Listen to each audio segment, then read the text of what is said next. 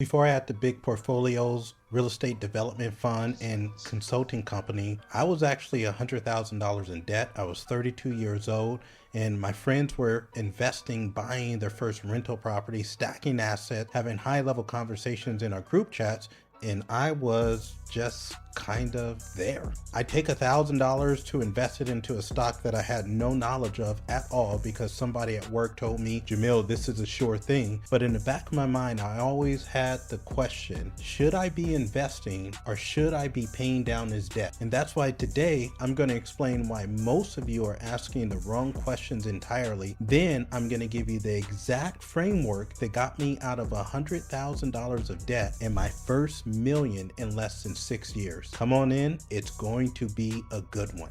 If you're new here, my name is Jamil. I built a 9-figure business, a 7-figure real estate portfolio, a 7-figure stock market portfolio, and now I help entrepreneurs and high income families find freedom and a peace of mind. So let's be honest. The reason this question feels confusing is because the smartest people in finance literally disagree. Dave Ramsey says, pay off debt like your life depends on it. Robert Kiyosaki says use debt to get rich. Warren Buffett says if you have 20% credit card debt, paying it off is the best investment you'll ever make, while Ray Dalio talks about leverage as a double-edged sword. Even if you open up Proverbs, it says the borrower is slave to the lender, but then you also read in parables about the steward multiplying capital. So which one is right? The truth is, they all are, depending on where you are. That's why they're all able to sell millions of books. The problem isn't that the gurus disagree. The problem is you don't know where you sit on the spectrum.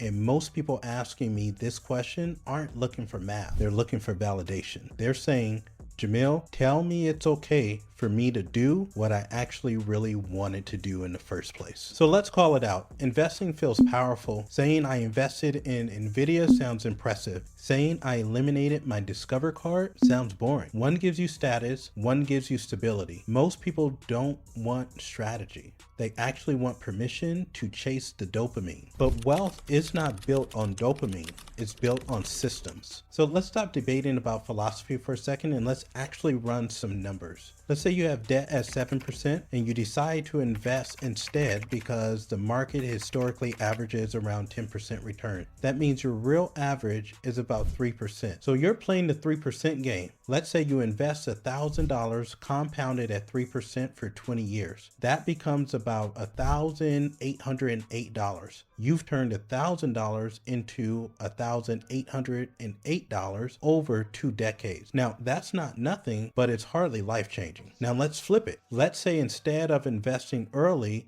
you actually eliminated the debt. You spend a few years killing it. It's boring, it's tedious, it's not sexy. Your friends are passing you up. You feel like you're missing out on all the fun. You hear the stock market has just hit an all-time high. But now, instead of investing $1,000 a month, you can now invest around $5,000 a month. Now we're not playing the 3% spread game. We're playing a 10% compounding game at a much higher base. So now let's just run it. Let's see what we get.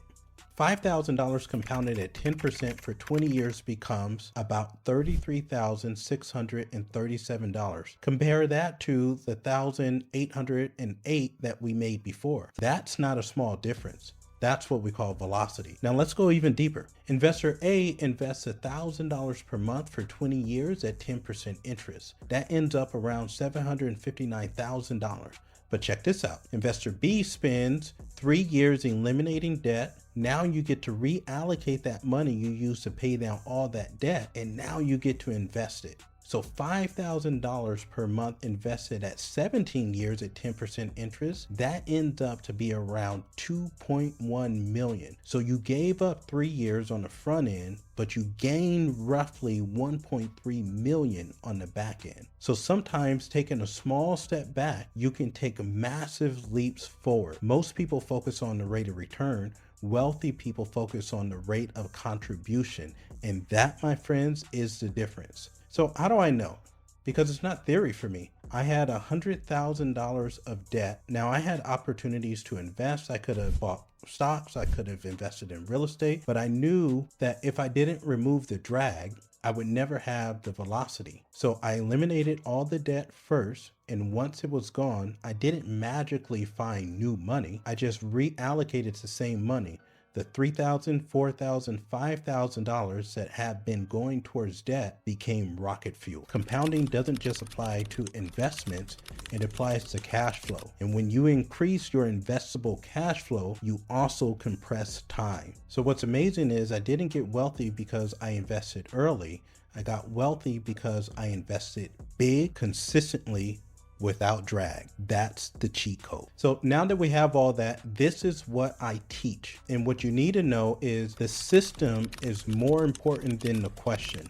So step one, get control of your spending. Cut your expenses by 20 or 30%.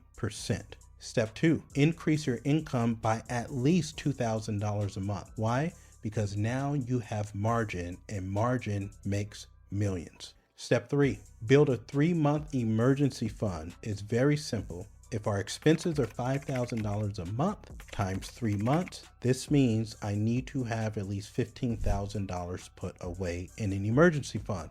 If my expenses are $10,000 a month times 3 months, I need to have at least $30,000 put away in an emergency fund.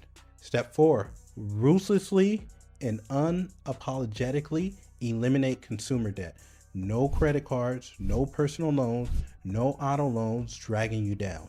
This is how I compress time and did in such a short amount of time what it takes most people to do in a lifetime. Step five, redirect every dollar that was going to debt into investing. The big mistake is once most people pay off debt, they now start to spend that money. You're not going to do that. You now have power because compounding is now going to work for you instead of against you.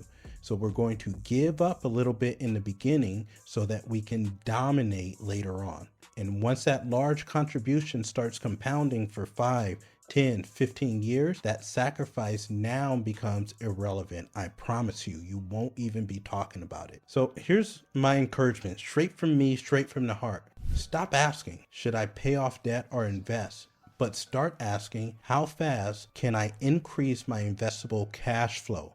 The wealthy don't obsess over debt versus investing.